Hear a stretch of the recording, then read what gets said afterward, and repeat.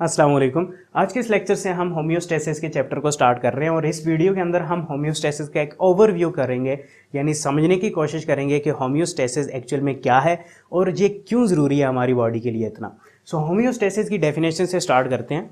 Homeostasis is the maintenance of body internal condition और environment.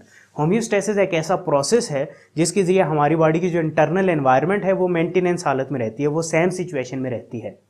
ठीक है, होम्योस्टेसिस वर्ड का मतलब भी यही बनता है। Homeo mean same, stasis mean standing still. So internal condition की बात हो रही है। सो इंटरनल कंडीशन को सेम रखना, स्टिल रखना, सेम सिचुएशन में रखना होम्योस्टेसिस प्रोसेस का काम है। So it is basically a type of dynamic equilibrium. Equilibrium जानते हैं आप, जब कोई चीज़ सेम सिचुएशन में रहती है। और डायनेमिक का मतलब क्या है कि जब किसी चीज़ पर काम हो रहा है फिर भी वो चीज़ सेम सिचुएशन में है तो वो डायनेमिक इक्विलिब्रियम में आ जाएगा। So homeostasis is the type of dynamic equilibrium. So example के जरिए समझने की कोशिश करते हैं इंटरनल कंडीशंस कौन कौन सी हैं और वो कैसे मेंटेन रहती हैं by the process of homeostasis. सबसे पहली एग्जांपल हम कोर बॉडी टेम्परेचर को देख लेते हैं। हमारी बॉडी का जो टेम्परेचर है क्या है, 37 degree centigrade. Core body temperature की मैं बात कर रहा हूँ, यानी जो अंदर का है, जो ऑर्गन्स के इर्द गिर्द का है, वो क्या होता है 37 डिग्री सेंटीग्रेड। अब ये 37 डिग्री सेंटीग्रेड ही रहता है। अगर ये ज़्यादा होगा तो हमारी बॉडी को नुकसान होगा इसका, अगर ये कम होगा तो हमारी बॉडी को नुकसान होगा। तो इसको मेंटेन करना किसका काम है, होम्योस्टेसिस का काम है। और ये क्यों 37 डिग्री सेंटीग्रेड पर ही रहेगा, इसको भी इसी लेक्चर के अंदर हम डिस्कस करेंगे। इसके अलावा अगर हम पीएच को देखें तो पीएच का जो लेवल है वो आपकी बॉडी के डिफरेंट बॉडी पार्ट्स या सिस्टम्स के अंदर डिफरेंट हो सकता है, बट जहाँ पर वो जो है वो वही रहना चाहिए। अगर पीएच लेवल वहाँ पर कम ज़्यादा होगा तो आपके एंजाइम्स ठीक से काम नहीं कर पाएंगे, आपकी बॉडी को नुकसान होगा। कैसे, अभी हम देखेंगे। इसके अलावा ग्लूकोज को देख लें, ग्लूकोज का लेवल हाई होगा तो आपको बीमारी लगेगी, लो होगा तो आप में कमज़ोरी आएगी। इसके अलावा amino acid, fats, vitamin, minerals ये ऑप्टिमम रेंज में रहने चाहिए, ना कम होने चाहिए ना ज़्यादा होने चाहिए। इसके अलावा आपकी बॉडी के अंदर रिस्पायरेटरी गैसेज जैसे कि ऑक्सीजन होगी, कार्बन डाइऑक्साइड, इनकी जो रेंज है, लिमिट है, वो मेंटेन रहनी चाहिए। ज़्यादा होगी तो नुकसान, कम होगी तो नुकसान। तो इनको मेंटेन करना भी होम्योस्टेसिस का काम है। मेटाबॉलिक वेस्ट आपकी बॉडी के अंदर बनते रहते हैं और उन वेस्ट से आपकी बॉडी को छुटकारा हासिल करना है, उन वेस्ट को एक्सक्रीट करना है बॉडी से। तो ये भी एक एग्जांपल है होम्योस्टेसिस की, क्योंकि आपकी बॉडी उन वेस्ट को नहीं चाहती कि अपनी बॉडी के अंदर स्टोर किए रखे, क्योंकि वो बॉडी के लिए नुकसानदेह होते हैं। इसके अलावा अगर आप वाटर को देख लें तो वाटर कंटेंट एक नैरो लिमिट में रहना चाहिए आपकी बॉडी के अंदर, ना बहुत ज़्यादा होना चाहिए ना बहुत कम होना चाहिए। उसके भी बॉडी के ऊपर इफेक्ट पड़ेंगे, क्या होंगे अभी हम देखेंगे। इलेक्ट्रोलाइट्स यानी जो आयंस वगैरह होते हैं वो भी सेम लिमिट में रहने चाहिए। ब्लड प्रेशर एक एग्जांपल आ जाती है इंटरनल कंडीशन की, और ब्लड प्रेशर एक नैरो लिमिट में रहना चाहिए, जो नॉर्मल रेंज है उसमें रहना चाहिए। ज़्यादा होगा तो नुकसान, कम होगा तो नुकसान। तो ये कुछ एग्जांपल्स हैं होम्योस्टेसिस, जिनकी इंटरनल कंडीशन में जो हमारे पास कुछ एग्जांपल्स आ जाती हैं जिनकी होम्योस्टेसिस बॉडी के अंदर होती रहती है। तो इसको ज़रा डायग्रामेटिकली समझने की कोशिश करते हैं कि क्यों ये होम्योस्टेसिस ज़रूरी है। होम्योस्टेसिस समझ तो लिया हमने कि क्या है, बॉडी की जो इंटरनल एनवायरनमेंट है उनको सेम लिमिट में रखना, उनकी मेंटेनेंस करते रहना, ये होम्योस्टेसिस का काम है।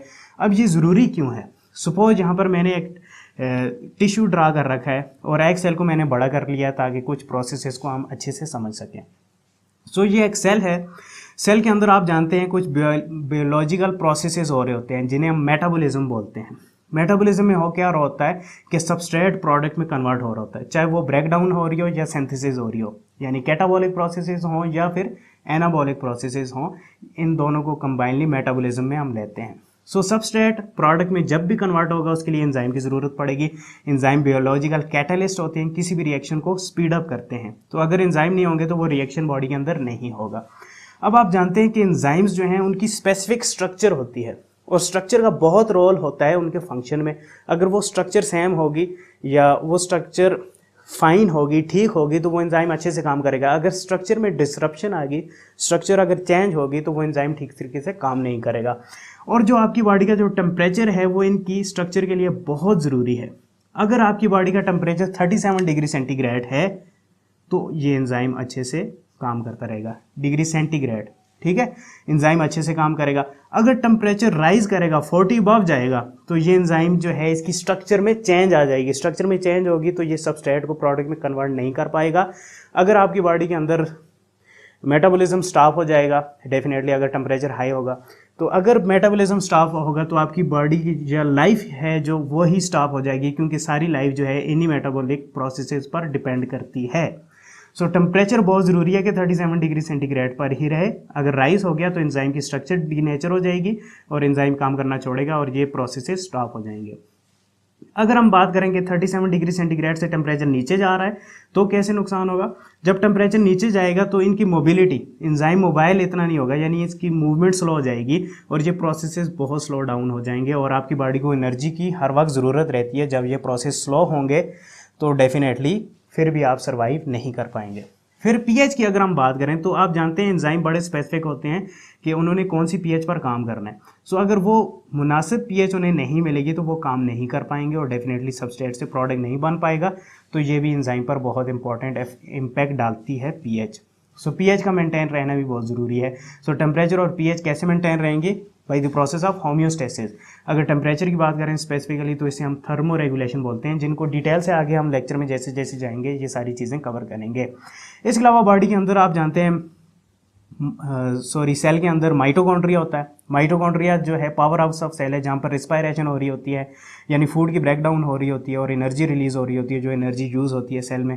सो ग्लूकोज उसके लिए बहुत ज़रूरी है। आप जानते हैं ग्लूकोज एनर्जी एक रिच कंपाउंड है या मालिक्यूल है जिसको तोड़ के बॉडी एनर्जी बनाती है, सेल एनर्जी बनाता है। सो ग्लूकोज की ऑप्टिमम लेवल बॉडी के अंदर बहुत ज़रूरी है और ग्लूकोज को तोड़ने के लिए ऑक्सीजन भी बहुत ज़रूरी है रिस्पायरेशन में। तो इनका ऑप्टिमम लेवल भी बॉडी के अंदर बहुत ज़रूरी है और जैसे मेंटेन करना होम्योस्टेसिस का काम है। इसके अलावा अगर हम देखें तो ब्लड प्रेशर भी बहुत इंपॉर्टेंट है। ब्लड का प्रेशर होगा तो ऑक्सीजन जो है टिश्यूज़ तक आएगी और कार्बन डाइऑक्साइड जो है वो दोबारा से ब्लड में शामिल होगी ताकि एक्सक्रीट हो सके। सो ये ब्लड प्रेशर भी बहुत इंपॉर्टेंट है। ब्लड ग्लूकोज लेवल ये हमने ऑलरेडी डिस्कस कर लिया। इसके अलावा जो मेटाबॉलिक वेस्ट हैं जैसे कि कार्बन डाइऑक्साइड होगी, एमोनिया हो गया। कार्बन डाइऑक्साइड कहाँ से रिलीज़ होगी? आपके रिस्पायरेटरी सिस्टम से, आपके ब्लड में शामिल होगी, टिश्यूज से ब्लड में शामिल होगी, ब्लड से ट्रैवल करते हुए रिस्पायरेटरी सिस्टम में आएगी और यहाँ से बॉडी से बाहर निकल जाएगी। तो इसका भी बॉडी से बाहर निकलते रहना बहुत ज़रूरी है, क्योंकि ये ज़्यादा अक्यूमुलेट होगी बॉडी के अंदर तो नुकसानदेह होगी। इसके अलावा अगर हम एमोनिया की बात करें, जब प्रोटीन की ब्रेकडाउन होती है तो एमोनिया रिलीज़ होता है और ये वेस्ट प्रोडक्ट है, आपकी बॉडी को इसकी ज़रूरत नहीं है, तो ये कन्वर्ट हो जाता है इनटू यूरिया और यूरिया जो है ब्लड में शामिल होगा, ब्लड से शामिल होकर किडनी और वहाँ से यूरिनरी सिस्टम से बॉडी से बाहर निकल जाएगा। तो ये भी होम्योस्टेसिस की एक एग्जांपल आ जाती है। इसके अलावा अगर हम वाटर कंटेंट की बात करें तो वाटर बहुत इंपॉर्टेंट है। आप जानते हैं आपकी बॉडी के अंदर वाटर बहुत ज़्यादा मिकदार में मौजूद होता है। सो कहाँ पर होता है? इंटरस्टिशियल फ्लूइड के अंदर होता है, यानी ये जो सेल्स हैं इनके दरमियान जो स्पेसेस हैं यहाँ पर मौजूद होता है। ये ब्लड कैपिलरीज आप जानते हैं इंटर हो रही होती हैं और ब्लड कैपिलरीज और सेल के दरमियान भी यहाँ पर ये फ्लूइड मौजूद होता है। इसके अलावा ब्लड के अंदर वाटर कंटेंट मौजूद होता है। तो यहाँ पर अगर हम देख लें इंटरस्टिशियल फ्लूइड की अगर हम बात करें तो यहाँ पर अगर फ्लूइड ज़्यादा होगा सेल्स के बाहर और सेल के अंदर कम होगा तो चांसेस हैं कि बाहर से ऑस्मोसिस होकर पानी यहाँ सेल के अंदर जाए और सेल्स बस्ट हो जाएं। तो हमें इतनी ज़्यादा रेंज में वाटर नहीं चाहिए और बहुत कम भी नहीं चाहिए। अगर बाहर वाटर कम होगा तो आयंस वगैरह जो हैं ये बाहर ज़्यादा होंगे, अंदर कम होंगे, तो वाटर अंदर सेल से बाहर जाने की कोशिश करेगा। जब बाहर जाएगा तो सेल श्रिंक कर जाएगा, तो भी इस बॉडी को नुकसान। तो वाटर का भी एक नॉर्मल बैलेंस बॉडी के अंदर रहना बहुत ज़रूरी है। इसके अलावा ब्लड के अंदर वाटर का लेवल बरकरार रहना बहुत ज़रूरी है ब्लड प्रेशर को मेंटेन करने के लिए। इलेक्ट्रोलाइट्स का लेवल डेफिनेटली ऑस्मोसिस में इनका रोल होता है, ये आगे हम डिस्कस भी करेंगे। और ब्लड प्रेशर डेफिनेटली हमने डिस्कस कर लिया है। इसके अलावा एक और चीज़ जहाँ पर मैंने लिखी है एंडोक्राइन हार्मोन्स। आप जानते हैं आपकी बॉडी के अंदर दो टाइप के कोऑर्डिनेशन होते हैं, नर्वस कोऑर्डिनेशन और chemical coordination. Nervous coordination electrical impulses के जरिए होता है और केमिकल कोऑर्डिनेशन केमिकल्स यानी हार्मोन्स के जरिए होता है। तो ये जितने भी प्रोसेसेस हो रहे होते हैं टिश्यूज़ लेवल पर जाकर मोस्ट ऑफ द टाइम इनको कंट्रोल करना एंडोक्राइन हार्मोन्स का काम होता है। यानी ये हार्मोन्स आते हैं उस स्पेसिफिक जगह पर जाकर सेल्स को सिग्नल देते हैं और सेल्स फिर होम्योस्टेसिस कर रहे होते हैं डिफरेंट चीज़ों की। तो इनको भी डिटेल से डिस्कस करेंगे। सो इस वीडियो के अंदर हमने एक ओवरव्यू देखा है होम्योस्टेसिस का। मैं दोबारा से रिपीट कर लेता हूँ क्विकली। होम्योस्टेसिस एक ऐसा प्रोसेस है जिसके जरिए आपकी बॉडी की इंटरनल इन्वायरमेंट सेम या मेंटेनेंस हालत में रहती है। फॉर एग्जांपल आपका टेम्परेचर देख लो, पीएच देख लो, ग्लूकोज लेवल देख लो, रिस्पायरेटरी गैसेस की कंसंट्रेशन देख लो, वेस्ट का बाहर निकलता रहना देख लो, वाटर कंटेंट, ब्लड प्रेशर, ये सारी चीज़ें मेंटेनेंस हालत में रहती हैं, सेम सिचुएशन में रहती हैं और इन सब में होम्योस्टेसिस का बहुत इंपॉर्टेंट रोल है। और अगर इन सब में कोई चेंजेस आएंगी तो आपकी बॉडी को नुकसान होगा, जैसे कि टेम्परेचर ज़्यादा होगा, एंजाइम काम करना छोड़ेगा, सबस्ट्रेट प्रोडक्ट में कन्वर्ट नहीं हो पाएगा और आपकी लाइफ मेंटेन नहीं रह पाएगी। तो इसी तरीके से और एग्जांपल्स भी हमने समझी हैं। होपफुली आपको लेक्चर समझ में आया होगा। नेक्स्ट लेक्चर तक के लिए मुझे इजाज़त दें। शुक्रिया, अल्लाह हाफिज़।